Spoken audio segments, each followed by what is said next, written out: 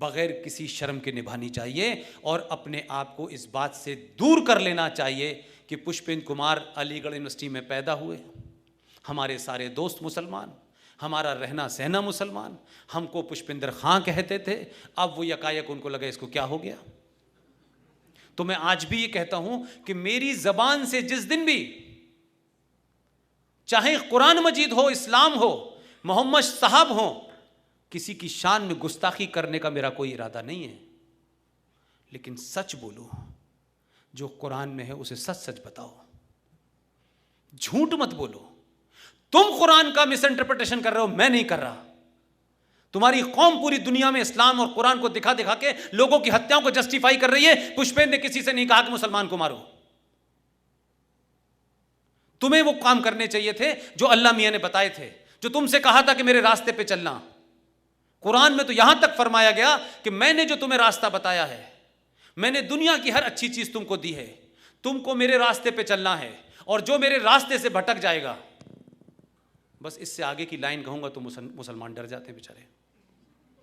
उन्होंने एक साफ साफ कहा है, आप भी पढ़ लीजिए, कुरान पे सिर्फ ठेका मुसलमानों का नहीं है। आप समझते हैं कि उसके छूते ही कुछ हो जाएगा। मुसलमान आपको छूने नहीं देते कि आप काफिर हैं, नापाक हो जाएगी, और उन्होंने उसे कितना पाक रखा है वो पूरी दुनिया में सबको पता है। आप किताब खरीदिए, उसको पढ़िए, उसकी शान में गुस्ताखी ना हो जाए, उसकी अगर पवित्रता कुछ लोगों के साथ है तो उसको मेंटेन रखिए, लेकिन पढ़ तो लीजिए भाई।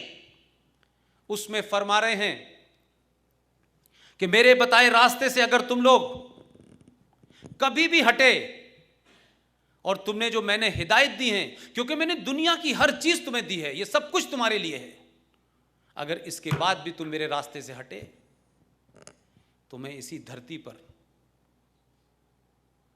ऐसे लोग भेजूंगा जो तुम्हें मेरे रास्ते पे ले आएंगे। तो 2014 में एक को भेजा है,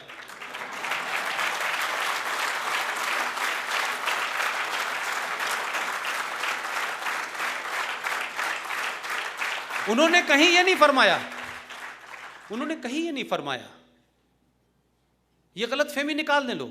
यही मैं कहता हूं झूठ बोलते मुसलमान, सच बात बोले।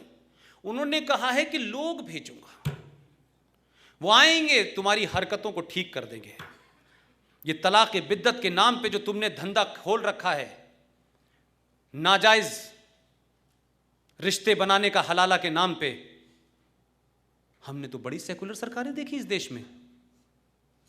कभी नाजायज चीज जो गैर कुरानिक थी इस देश के अंदर, जो किसी भी औरत के साथ दुनिया का सबसे घोर पाप था, उसको आपने कुरान के नाम पे पिछले 40 साल से आप उसकी प्रैक्टिस कर रहे थे।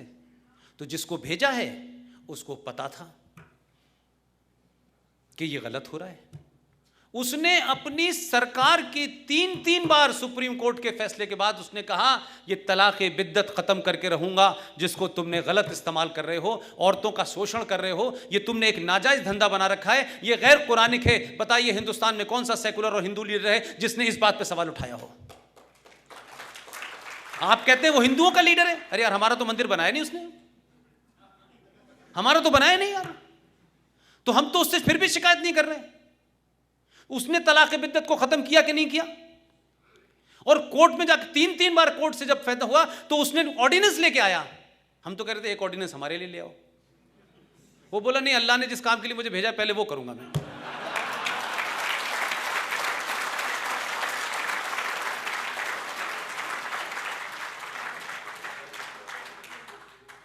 तो ये जो कहा जा रहा है ना, अरे हम तो किताब पढ़ रहे हैं, हम तो काफिर लोग हैं, हम तो मुशरिक लोग हैं, मूर्ति पूजक हैं भाई, हम तो फिर भी कह रहे हैं जो लिखा है हम तो वही कोट कर रहे हैं। हम कुछ तोड़ मरोड़ नहीं रहे, लेकिन हम हजारों करोड़ों उन मुसलमानों से ज्यादा बेहतर हैं जिन्होंने तलाक के मामले में, सरदार जी, तलाक के एक मामले में आप सबको पता होगा, मध्य प्रदेश की एक महिला थी जिसका नाम था शाबानो। मैं ये बात इसलिए कोट नहीं करता हूं, कोई मुझे पॉलिटिकल स्कोर नहीं करना है, लेकिन मैं कहता हूं कि आपको याद होगा कि उस समय भारत में सबसे ज्यादा मेंबर ऑफ पार्लियामेंट थे उस पार्टी के, 412, क्योंकि सिखों के खून और इंदिरा गांधी की शहादत को चौराहे पे बेच करके जिस भावनाओं का आपने ज्वार भाटा खड़ा किया था, उस पे आप 412 सीट लेके आए थे और देश में पहला वो प्रधानमंत्री था जिसे कहा जा रहा था ये कंप्यूटर युग का है। उस 412 एमपी लाने के बावजूद भी 70 साल की वो महिला 24 साल तक दीवारों में सर मारती रही, हर मुसलमानों के दरवाजे गई, वो देवबंद भी गई, वो बरेलवी भी गई, वो अहले हदीस भी गई, जहां जहां जाके उसने कहा कि मुझे 24 साल पहले किसी आदमी ने तलाक दिया है मेरे शौहर ने, मैं 40 साल से घूम रही हूं, मेरी बात को कोई मुसलमानों का संगठन नहीं सुन रहा है, मुझे जो कुरान में तलाक का तरीका है मुझे तलाक दिलवा दो, मैं 70 साल की हूं, मेरे रोजे भत्ते के लिए कुछ पैसा मुझे दिलवा दो। किसी मुसलमान की दुकान ने, ये जो घूम रहे हैं ना चारों तरफ सुबह से लेकर शाम तक, छोटी दाढ़ी बड़ी दाढ़ी, गोल टोपी, पजामा ऊपर नीचे कुर्ता, जाने क्या क्या करते हैं, लेकिन किसी ने उसको हक नहीं लड़वाया उसको। और इस देश की किसी सेकुलर सरकार ने यह नहीं कहा कि इस औरत को हक मिलना चाहिए जो हर 2-2 मिनट के बाद दिल्ली के अंदर औरतों की आजादी के लिए घूमती हैं महिलाएं। कोई मुझे नजर नहीं आई। बिंद्रा कारण से लेकर के कई सारी जो हैं, बड़ी बिंदी छोटी बिंदी, कोई नजर नहीं आई। और उस आधुनिक प्रधानमंत्री ने क्या किया कि जब सुप्रीम कोर्ट ने कहा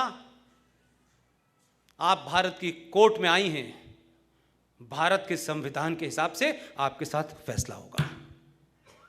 उसने नहीं कहा तुम मुसलमान हो नहीं मुसलमान हो। और जब सुप्रीम कोर्ट ने उसके भत्ते की रकम तय कर दी और कहा कि आपको फैसला आपके हक में है और इस आदमी को आपको इतना पैसा देना होगा, इस देश में हाहाकार मच गया, सेकुलरिज्म की खतरे में पड़ गया सेकुलरिज्म। फौरन उस 412 सीटें जीतने वाले राजीव गांधी ने सुप्रीम कोर्ट के उस फैसले को दंगाई और आतंकी मुसलमान के सामने झुक करके उस फैसले को पलट दिया कि उनको मालूम था कि इस देश का मुसलमान जो है वो नाराज हो जाएगा। फैसला बदल दिया। इसके पास तो 272 ही थे, इसने तो सुप्रीम कोर्ट के फैसले को भी बदला, पार्टी के फैसले को भी बदला और 3-3 बार कहा यही होगा चाहे कोई को अच्छा लगे या बुरा लगे।